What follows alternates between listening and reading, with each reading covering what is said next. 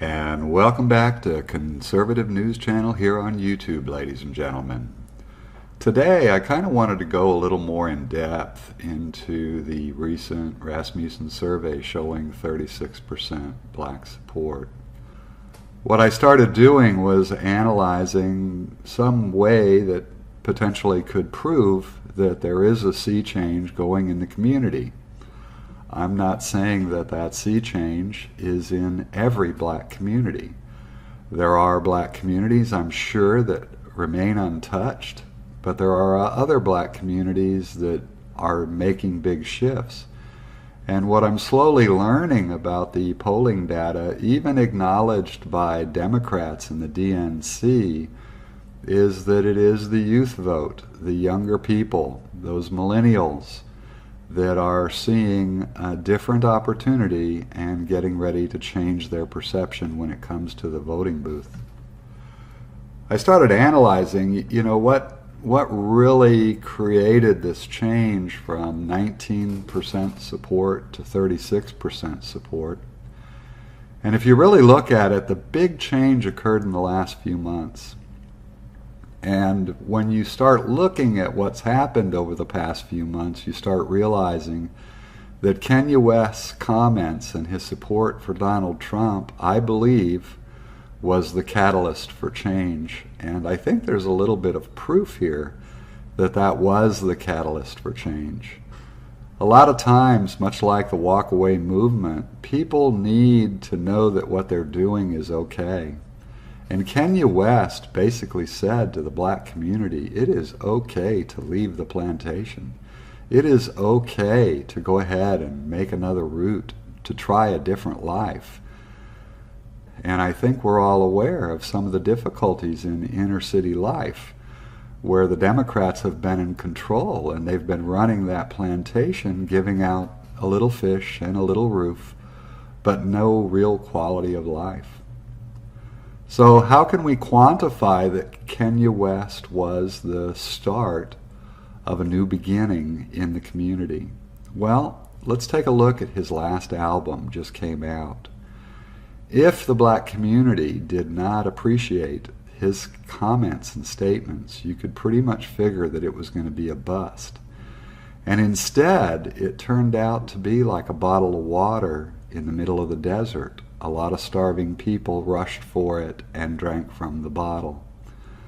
You look at the #1 status, it's really his biggest album. You look at the number of pre-sold albums, it was 5 times as large as the previous album. You look at the digital downloads, 180 million digital downloads.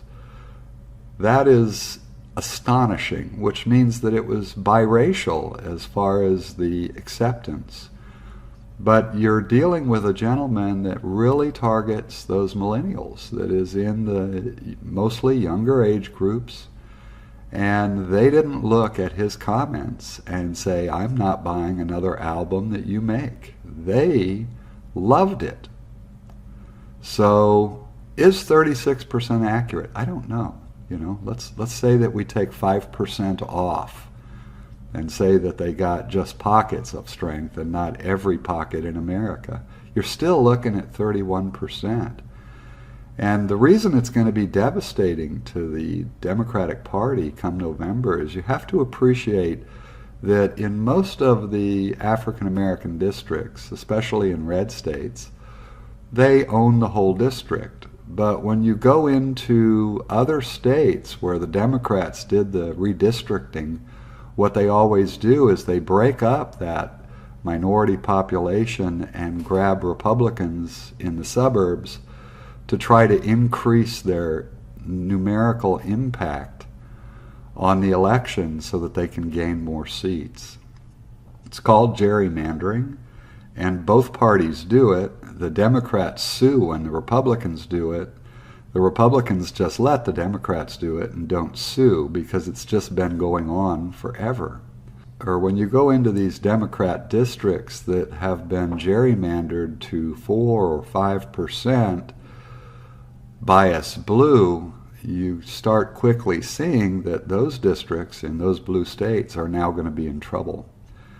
If the phenomenon is taking place there, I'm thinking that it is. For 36%, it has to be broad-based.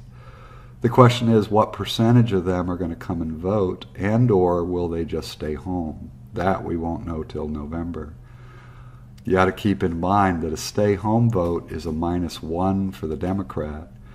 A party switch is a +2 for the Republican, because the Democrats will drop from 10 to 9, and the Republicans will go from 10 to 11. So it's stronger when it's a party switch.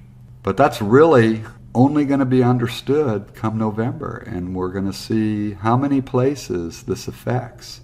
But one of the biggest places that it does affect and will affect Democrats in the years to come, if this continues, is statewide races, governor's mansions, Senate. Because in a red state, the African-American district may be all one African-American district, but when you've got that district that votes 94% for a Democrat, all of a sudden it's only voting 65% for a Democrat. That's a huge voting bloc that just made a move. And those statewide elections, Senate, governor's mansions, they're going to be impacted strongly, and this could really weaken the Democrats for generations to come. Again, I can't forecast what's going to take place. Something like this, the last time it happened, as I had pointed out, was when John F. Kennedy was president, and nobody could have forecast what was going to happen on that election day. And I think we're in the same boat this time. It's only happened once in the last 100 years, and we won't know the full effect until the day after the elections are over and we see what damage is done to the Democratic Party. A sea change is coming, ladies and gentlemen. MAGA is winning. I'm not tired of winning. I hope you're not either. So don't let the media depress you. Get out to the polls. That's what's important. Before you say goodbye, I hope you'll take the time to like and subscribe. We are new here at YouTube in politics, but we're not going anywhere. So the more people come, the happier we and you will be. Y'all have a wonderful day, would you?